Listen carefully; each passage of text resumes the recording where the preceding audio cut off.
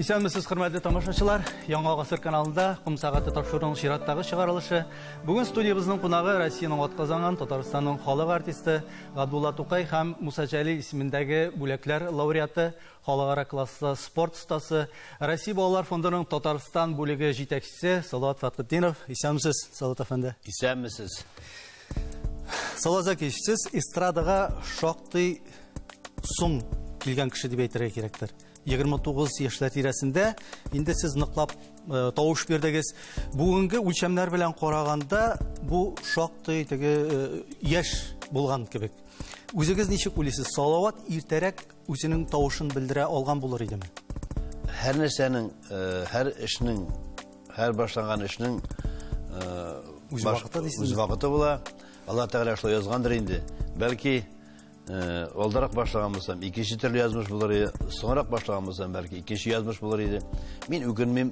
Балачактан яшь вакыттан спортчы булырга хыялланган егетнең сәнгать юлына кирип китүенә нинди итәргеч булды? Безнең яшь вакытта шу ни бар иде? Анкета тутыру. Яраткан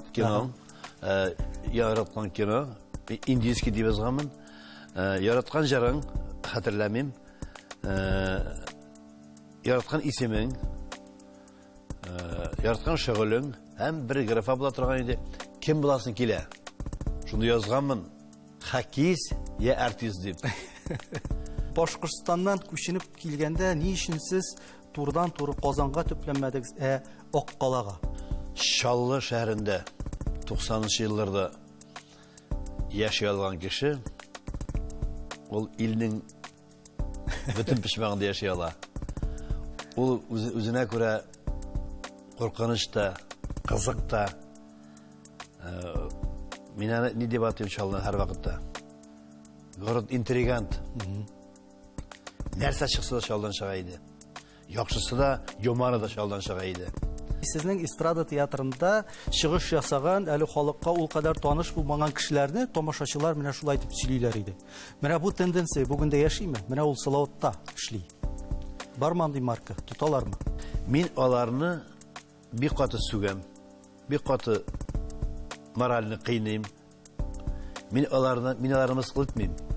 Мин аларны сәхнәнең артында ничек яшәргә өйрәтәм.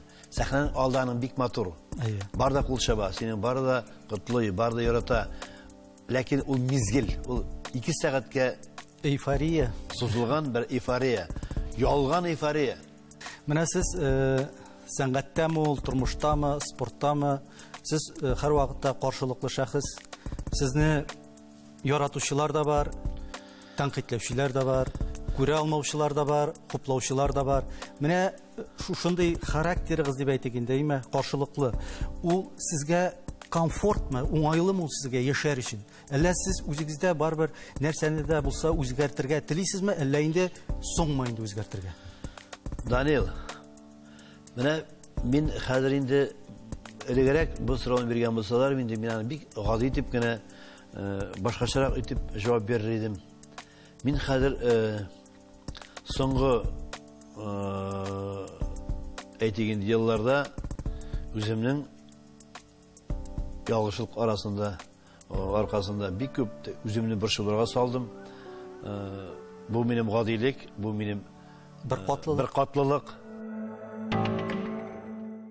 Менә сез татар эстрадасына үзенчәлекле башкару алымы алып кергән җырчы. Ул чорда дип әйтгәндә җырлый белгән һәр кеше Салават Фатхетдиновка ошатып җырлады. Соңрак аңа белгечләр салаватизм дигән термин бирделәр. Менә бу күренешкә сез иштән генә сөендегезме, тыштан киендегезме? Ничек аңлатасыз менә бу феноменны? Әйтәм бит, мин берәбергә шаккатмыйм. Мине аптыратып булмый. Минәнең бар да Алла кулында, мин булганына куанам. Мин менә ничек бар, теге уш китмәле, шаккатмалы талант дип әйтмим мин үземне. Минем самаклар бик күп. Кайсына уңыш, бәхет илмәгән, кайсына әзрәк илмәгән. Менә миңа нишләптер күбрәк илмәгән. Ләкин мин аны вакытында сизеп алып, шуның белән кулландым гына. Миннән 100 тапа талантлы кешеләр бар. Мине җыр буенча гына дип әйтмим. Сәнгатьтә бик талантлы кешеләр бар. Кемдер үзен күрсәтә алмый, кемдер кайсындыр күрә алмыйлар, күреп бетерә алмыйлар.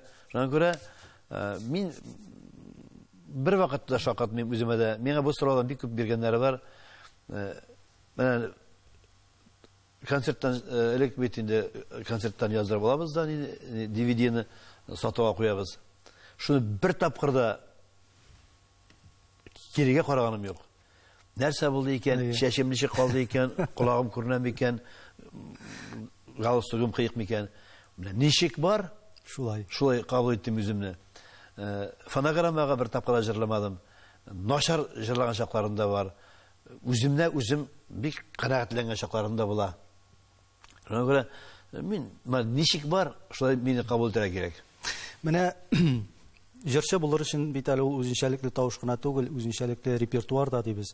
Әлбәттә, сез эстрадага кергән чорларда җыр сату базары андый күренеш юк иде. Бүгенге көндә бездә эстрадада җыр базары дип әйтик барлыкка килде. Һәркемнең үз җыры, ул аны сатып ала, ул аның шәхси милке, башка кеше аны җырлый алмый, җырласа аны судка бирәләр. Кайбер җырчылар тарафыннан шундый да фикер яңгырый. Менә булай итеп, без җырны үтермибез микән? Башка кеше җырласа, ул җырны бәлки яхшырак та җырлар иде. Ягъни җыр я үлә, я атылып халыкка тарала. Сезнең фикрегез, сезнең җырларны башка кеше җырлый алмый торган җырларыгыз бармы сезнең? Үтерә, Җырламаска тиеш дип әйтик. үтерә дигән сүз дөресрәктер. Чөнки Илһам абыйның репертуарын мин карадым. Әлфи Абзалованың репертуарын яттан беләм. Менә аларның 100-дән артык 150 шамасы җырлары бар. Минеке 600-дән артык. Кирәк булганмы ул миңа шу 600 җыр? Күрәсең, заманага ияреп мин дә кирип киткәнмендер. Аның кай вакытта җырлый алмый торганында җырлыйсың, җырлыйсы килмәгәндә җырлыйсың. Бу дөрес түгел. Ничек җыр шушы базарга кирип киттек? Чөнки демократияны гади халык бит аны бик дөрес аңламый. Ул демократия дигән сүзне ул йөгереп барып кешенең башына туп торган сугып була икән, яисә йөзенә кычкырып әйтәсең икән, ул шушыны демократия дип уйлый ул. Бу җыр базарына мин әлбәттә һәрбер шагыйрь дә, җырчы да, музыкант та үзенең хезмәтенә үзе уйлап чыгарган интеллектуаль байлыгына тиешле бәясен алырга тиеш.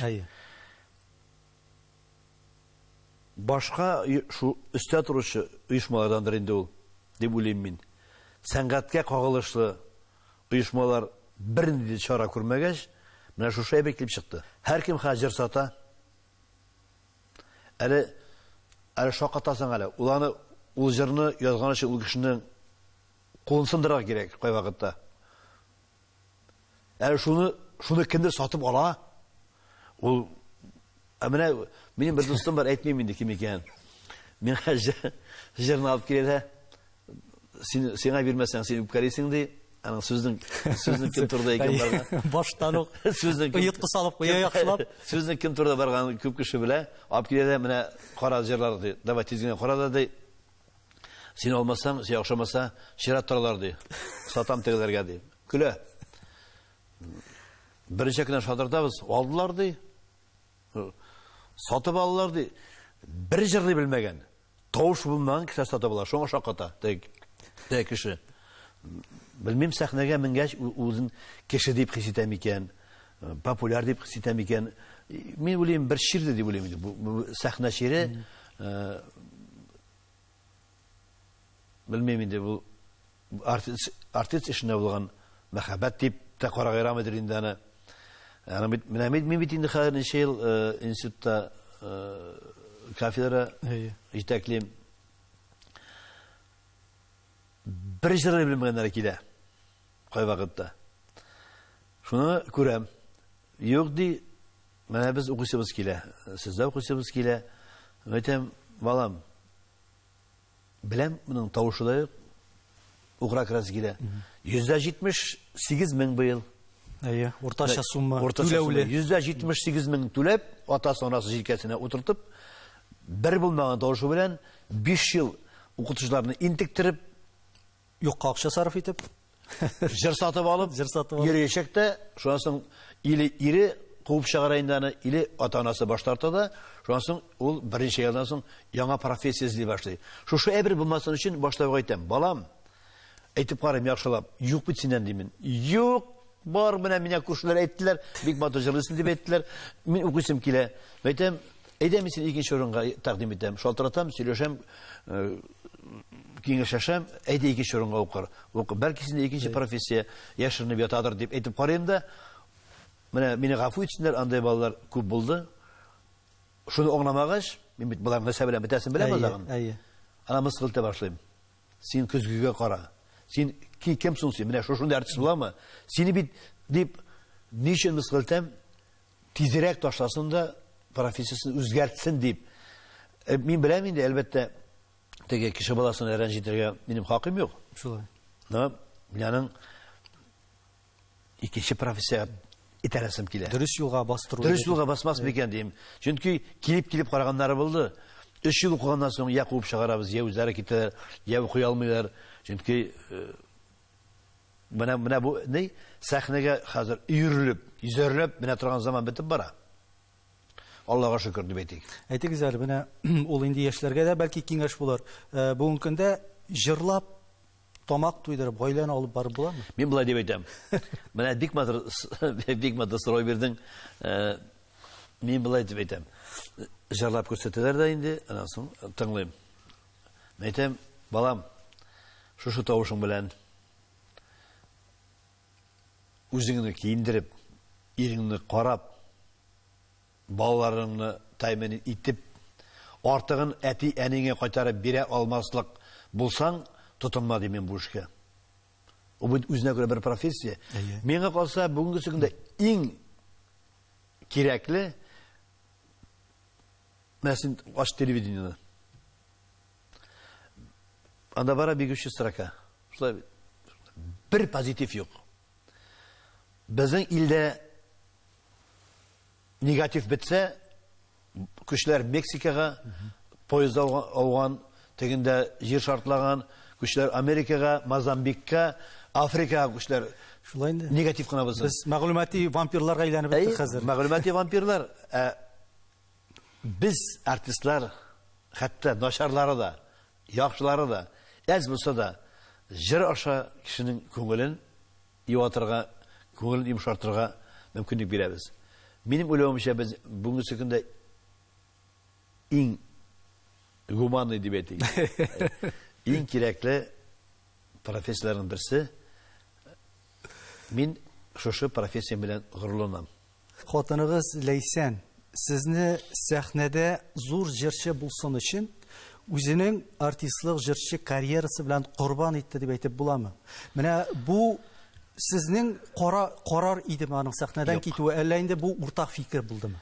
Беренчедән, дөньяда 3 акыллы хатын булса, шуның берсе Ләйсән. Безнең яшь аралары бик күп. Без бик күп яшь аралары, без күршеләр генә, без бер авылдан. Мин аны шул чаклы төпле, шул чаклы булган дип уйламаганмындыр яшь вакытта. Яшь вакытта бит башкача фикердә яшисең. Без бит гомумән кеше бөтенләй берендә сынау, шагыштыру шагына. Бәяли ала. Шуңа мин Ләйсәнне инде бер кешегә дә алмаштырмыйм. Аны менә шагыштырырга ярамый. Менә моның хатыны әйбәт, менә моның хатыны булай дип. Һәр кем үзенекен яратырга тиеш, һәр кем үзенекен мактарга тиеш. Аның Ләйсән турында сөйләр өчен аеру бер тапшырышлар кирәк. Үзе белән киңәшергә кирәк. Аның фикерләрен танырга кирәк. Аның үз фикере бар. О төпле. ул бик төпле хатын. Беренче кайтып шәп китте гастрольгә Себергә, Кагалым, Ноябрьск, Сургут, Нижневартовск, Покащи, Себер яклары. шунда йөрибез. Шунда буш вакыты булса, телефонга җигерә дә балаларга шалтырата. Балалар тияктан җылап шалтырата. Ләйсән бияктан акырып җылап утыра. Шак күзләрен бештырып сәхнәгә чыга да, җырлап чыга да, аннан миңа әйтә: "Син йөртмә инде, пожалуйста, мине. Мин бала интектереп, бала йөрергә җыенмыйм. Синең эшләгәнең җиткән. Мин гаиләдә тәртип тотармын, балаларны тәрбияләрмен. Син үзең генә эшлә инде", дип, Ләйсәнең теләге. Ләйсәнең теләге, шуңа күрә аңа рәхмәт. Bütün тамашачылар алдында, bütün аның туганнары алдында, үземнең туганнар исеменнән гомумән Ходай Тәгалә миңа хәтта эштә түгелдер. Бу хөрмәт тә миңа Алла Тәгаләнең иң зур бүләге, ул миңа Ләйсәнне бүләк иткән. Менә тәрбия дигәннән, сез үзегез балаларыгызга үзегез теләгәнчә тәрбия бирә алдым дип уйлыйсызмы? Һәм әйтәләр бит, менә балалар һәм аталар проблемасы. Балалар белән аталар арасындагы проблема сезнең гаиләдә ничек чагылыш таба? Мин бу сорауны алданып әйтә башлагачта җавабым әзер иде, чөнки мин усал кеше дөньяда, бик усал кеше, чөнки минем тәрбия шундый. Мин усал була алмыйча була алмыйм, аның барын әйтеп бетереп булмый. Мин шундый гаиләдә үстем. Миңа усал булмыйча чара юк иде. Әйе.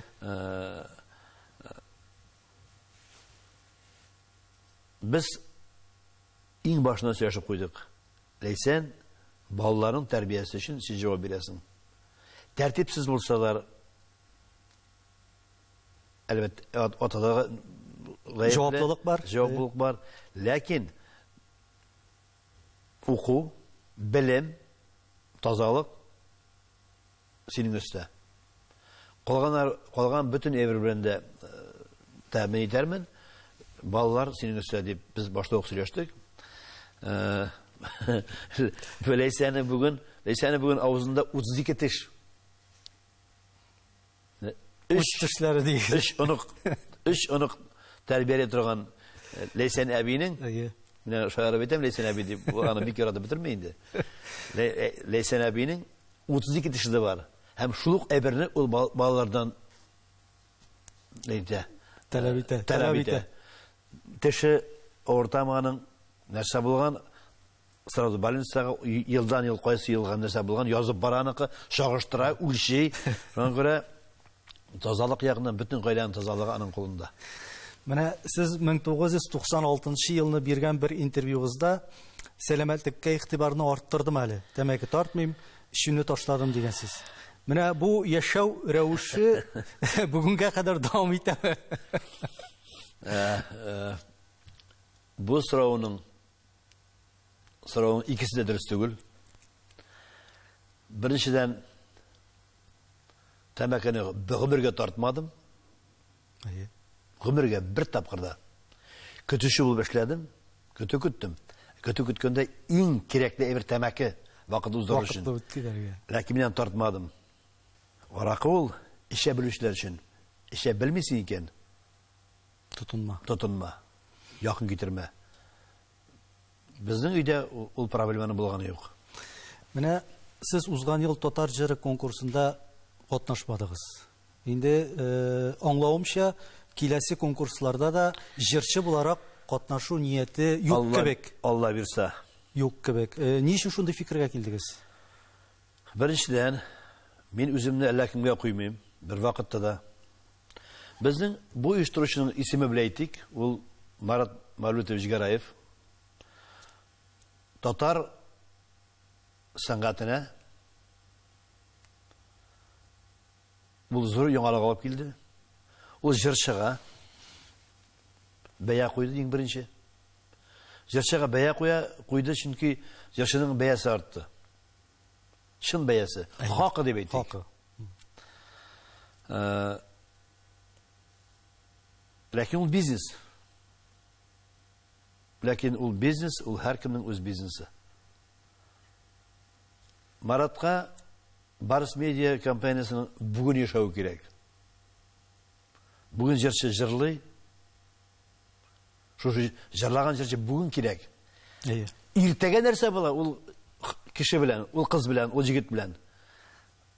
Дальше ул компанияга аның кирәге юк. Кызыксынмый. Ул кызыксынмый да, кирәге дә юк. Чөнки ул бизнес. Ә монда мин шәк кына икенчерәк төрле фикердә.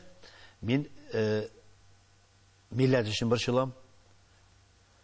Җырчылар күбәйгәннән соң менә әйтик бит әле. Шул шушы компания шундый ниләр куйды. Әйтик инде мөмкинчекләр тудырды. Шушы җырчыларга әлбәттә ел саен башкару, башкаручылар зәвыгы үзгәрде. 3 ноталы җырлар күбәйде. Чөнки мен әйттегез бит әле, Салаватта эшләгән, Салаватта җырлаган, Салаватта укыган дигән тенденция бар дип. Шулык әйбер башланды Барыс медиа компаниясында.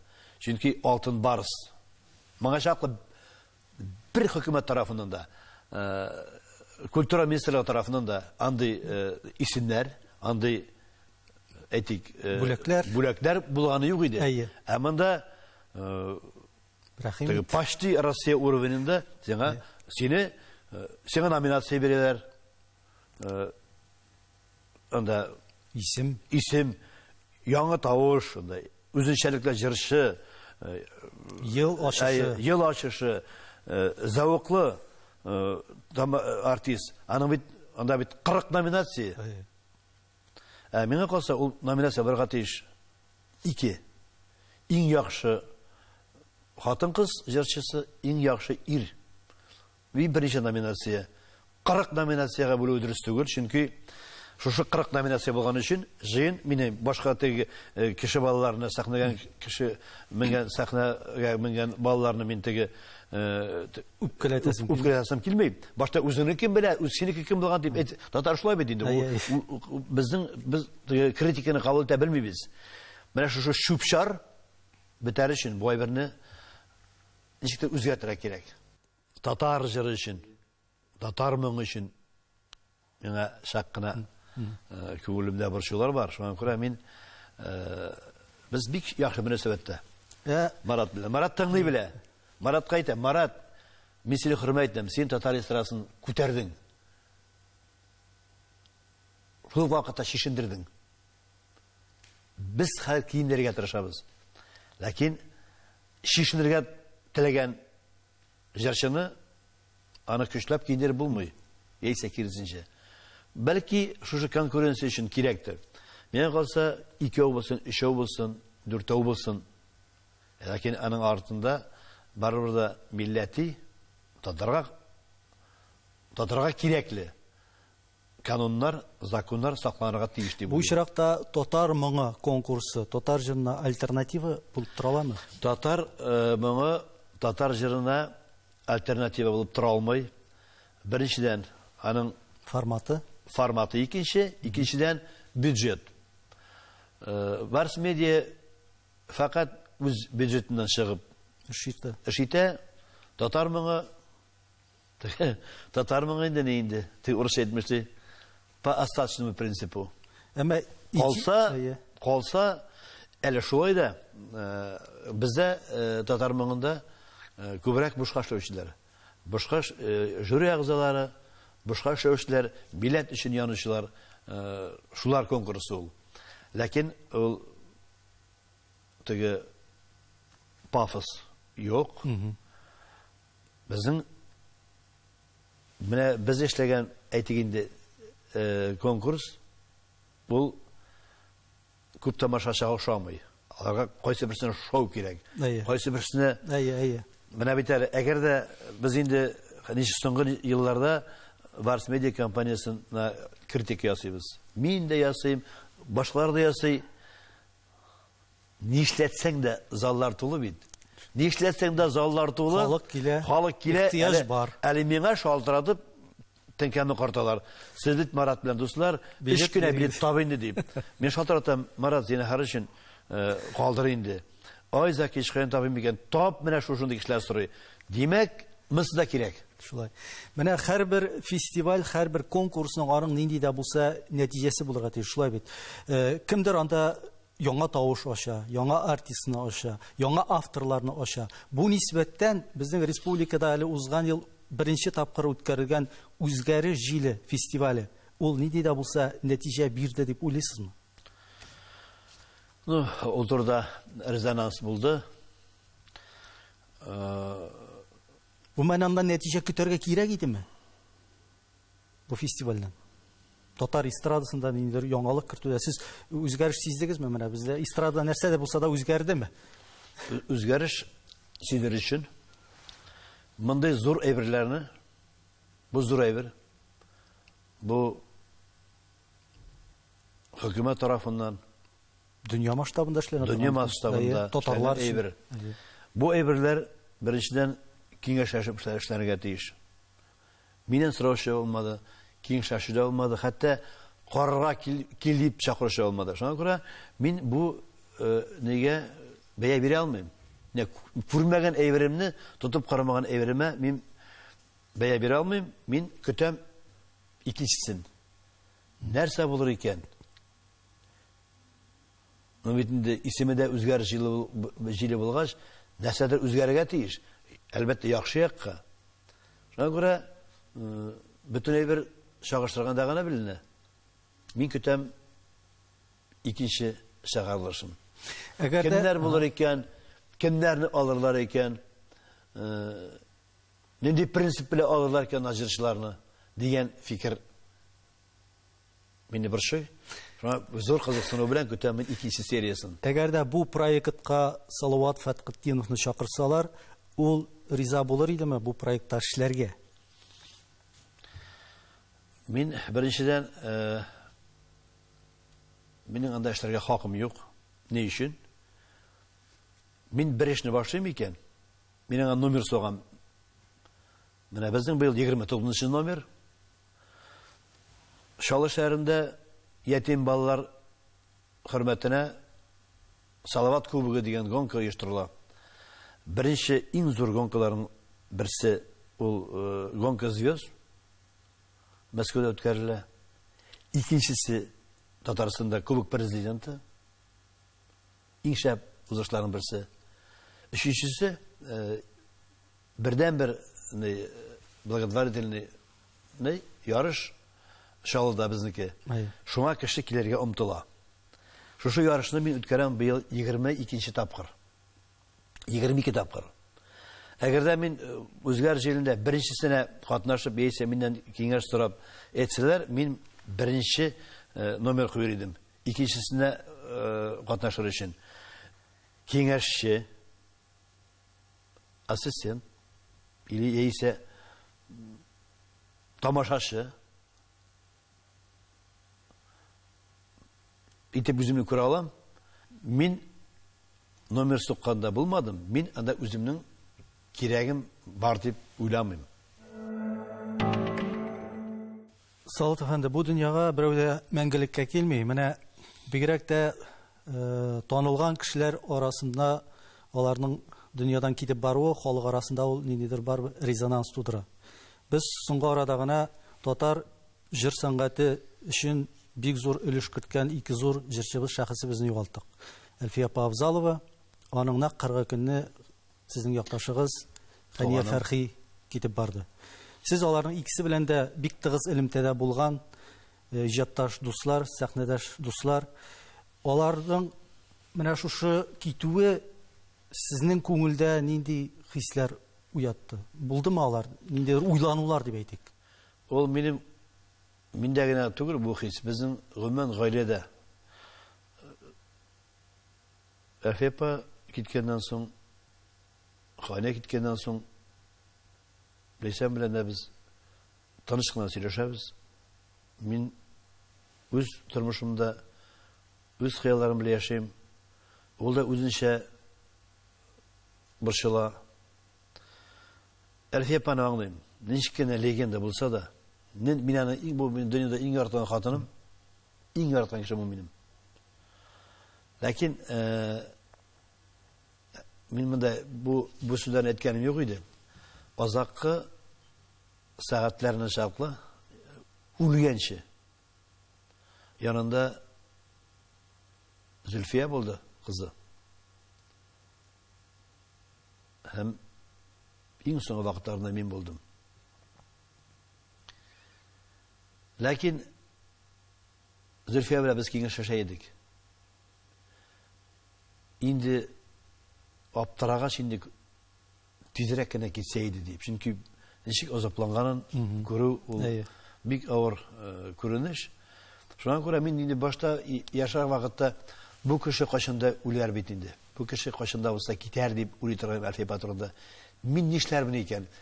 Җылармын микән мин? Мин нишләрмен икән дигән мине бер сорау борчый иде. Теге соңгы 2 ел ярым бу бик күп бит. 2 ел ярым, ул 2 ай ярым түгел, 2 ел ярым.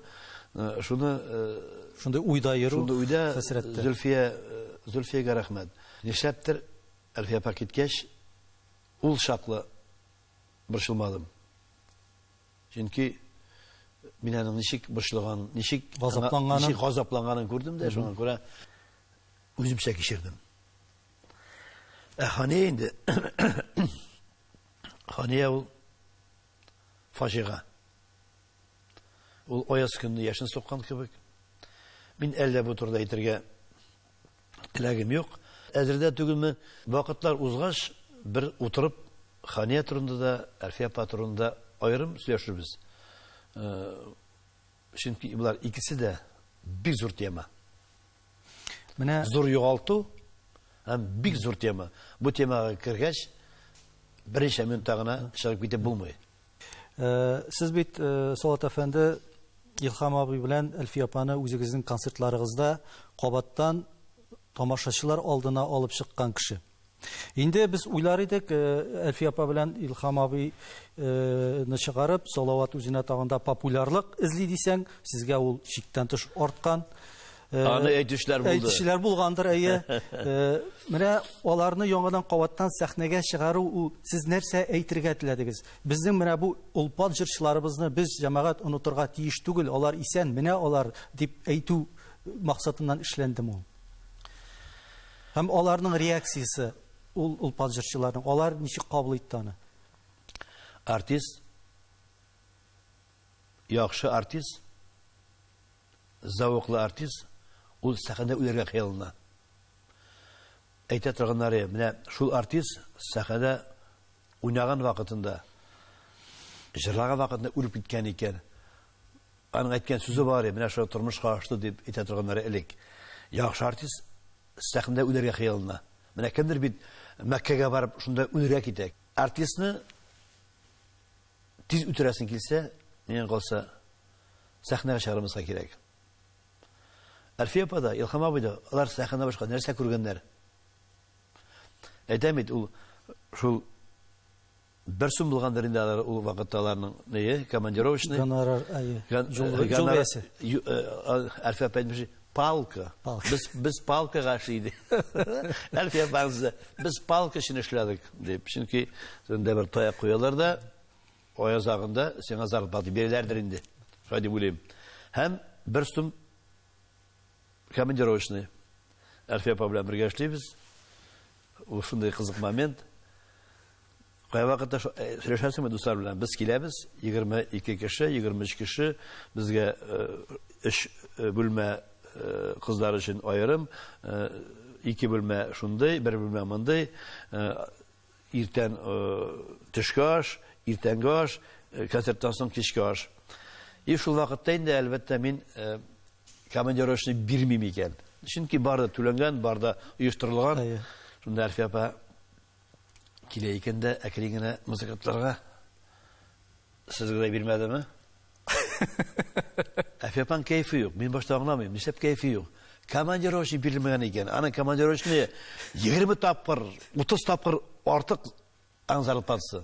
Юк, аңа ул эш хакы кирәкми. Аңа командировочный кирәк. Ул аның канына сиңгән. Шул командировочный алып тыгып куйса, шул 500 сумын, 1000 сумын күрәсен күңелне җылтадыр инде. Ул шул мир яшәгән. Әлфия апа белән Миңа кай вакытта әйтәләр инде. Әлфия патронда бер-ике кызык фикерләрегез Әйтегез. Истәлекләрне. Мәктәп Әлфия апаның кызыклы хәлләре бик күп. Ләкин аның берсендә сәхнәне һәм телевидениене сөйләп булмый. Менә игътибар иткәнегез бар микән, Салат әфәнде, зур җыелышларда безнең һәрвакытта түрәләрнең бер әйтә торган яраткан сүзләр бар. Безгә телне, милләтне сакларга кирәк, гореф-гадәтләрне сакларга кирәк диләр. Әмма ләкин менә минем үземнең шәхсән берсенең генә дә авызыннан безгә татарларның санын арттырырга кирәк дигән әйтүче юк. Бактың исәп без елдан-ел дөресен әйткәндә сан буенча кимибез. Безгә кимеп беткәннән соң ул телнең дә бит әле гореф-гадәтнең дә кирәге калмаячак. Әгәр дә менә шәхси генә мисалга китереп карасак та, сез үзегез гаиләдә 6 бала үскәнсез, шулай бит. Бүгенге дә сезнең 3 бала. Мәсәлән, мин үзем 5 балалы гаиләдә үстем, бүгенге көндә минем 2 бала. Ягъни 50-60%-ка бала саны нәселдән бара-бара кими. Сезнең бу хакта уйлап карагыз юкмы? Ни өчен инде безнең тормышлар да җитештибез, балаларны аз үстерәбез. Элек тормыш ул чабата белән җөргән, кем әйтмешти, идән тутырып бала чага үскән. Ни өчен шулай бу? Бу замана чиреме шулай? Ничек аңлатырга да белеп булмый. Бу бик глобаль зур мәсьәлә. Татар конгрессы җыела. Анда нинди мәсьәләләрне күтәрәләр? Миңа калса, милләти татарга кагылышлы мәсьәләләрне шунда кирәктер күтәрергә. Теге Австралиядә яшәгән 6 татарны эзләп бирәсе түгелдер безгә бәлки. Монда татарның кыйбласы монда. Уясында үрчетергә. Уясында. Менә аның татар кайда яшәсә дә аның мәркәзе Казан, кыйбласы Татарстан. Инде төзелмәгән әйбер калмады. Казан иң матур шәһәрләрнең берсе. Бәлки шуңа ышанып кайтырлар. Ләкин хәзерге мен белмим инде, бу ипотекасы да бар. Ярдәме дә хөкүмәт тарафыннан да бирәләр бит инде. Акчасын да биреп торалар. Миңа калса бу балаларның тазалыгыдыр дип уйлыйм, тазалык. Сәламәтлек әйтәм бит. Хәзер башта әйтеп киттем бит. Хәзер инде баланы булдыру һәм гомумән хатын-кызга баланы табу проблема. Яшьләрнең тормыш алып барулары, аларның тормышка булган мөнәсәбәте үзгәрде. Алар бит бар дип сөйнми, юк дип көйнми. Яңа чыккан iPhone алса ул, теге үзенең дустына алдарак, мактанып калыр өчен. Ул тормыш шу белән бара дип уйлый. Менә безнең театрда ел саен 1-2 музыкны килеп китә. Музыкантларның әйтмим кайсы икәнен, баянчылар инде берсе Альфред, берсе Илфат Шәйхов, алар инде тотыраклы кешеләр, алар бер төрле музыканы дип тора. Һәр вакытта әйләнештә ничә еллар үтте. Аларга хатын да кирәкми, бала да кирәкми. Шунда инструментны уйнап алганча ничек түзә? Чыгып тәбәттә сорып тала. Әле берсе арткы телефонда кесәсенә телефон тагып чыккан. Сәхнәгә. Ничек бәреп үтермәдем, үзем генә беләм.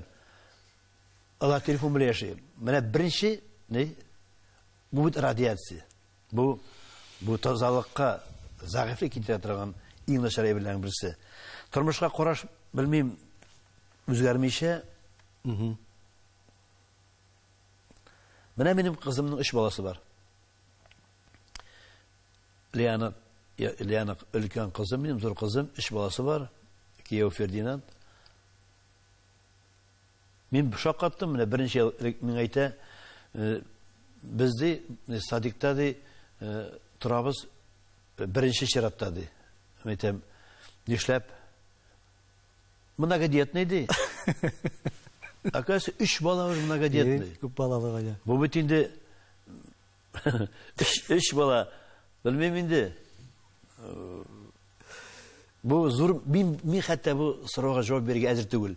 Моның өчен безнең бар укымышлы кешеләр, бар безнең система здравоохранения, статистика, нәрсәдән килеп чыга бу? Кешене бит инде өенә кереп шакы биреп булмый, әйдәгез бала табыгыз дип. Бу кайчанда булса моның азагы булачак инде. Или бетәбез, или артабыз, калабыз, или артабыз. или артабыз. Артыгын артмасак та калса әйбәт инде. Шу булганын саклый алсак, заман рәвешенә туры китереп. Менә сез быел 29-нчы сезон дип әйттегез. Әлбәттә, тамашачы ел сайын Салават Фаткатировтан концертында ниндидер могҗиза, ниндидер яңалык, ниндидер мөгез көтә. Әлбәттә, ел сайын тамашачының шакка тору ул җиңел әйбер түгел. Менә 20-нче сезон вакытында, ялгышмасам, сезнең шундый фикерегез булган, китү сәхнәдән, китү уе булып алган. Ни өчен ул барлыкка килде сездә? Ул андый уй. Ул әйбер булып алды шул. Ул әйбер булып алды, мен нәрсә икәнде. Минем булып алган әйберләр, минем булып алган әйберләр бик күп. Кызулык белән дә дусларның киңәше буенча да, киңәше буенча, куштырнаклар эчендә. Куштырнаклар эчендә. Бәлки сынау өчен миңа бу әйберләрне биргәндер Аллаһ Тәгалә тарафыннан. Мин аларны җиңеп чыктым вакытында. Менә хәзер уйлыйм, 20 елдан соң ул бизнес бик кызык иде бит. Менә булгач, бу 10 ел элек булган инде. 10 ел элек бизнес өлкәсендә дә кешегә тырышкан кешегә, баш эшләгән кешегә эшләргә күп. Шу бизнес башында бутадым икән минем. Мин шул вакытта Аллаһ Тәгалә саклап калгандыр инде. Кайдадыр бывший директор шундый фирманың дип бәлки сөйләрләр иде. Сәхнәнең шундый бер ачы бер законы бар. Нык оямый торган. Сәхнәдән бер китеп кирегә килеп, шул кадәр уңыш яулаган кешене хәтерләмим мин. Кире кайту икеле. Андый ниләр үрнәкләр булды.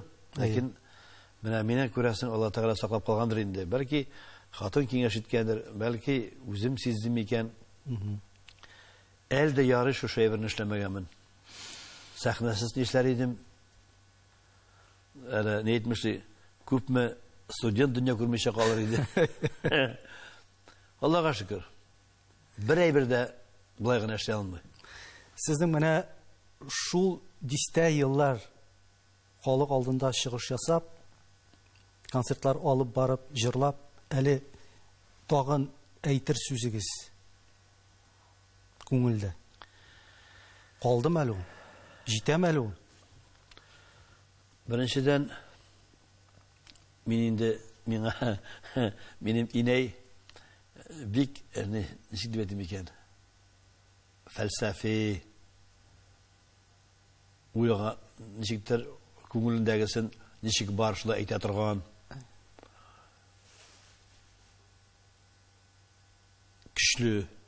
Көчле түзем кеше.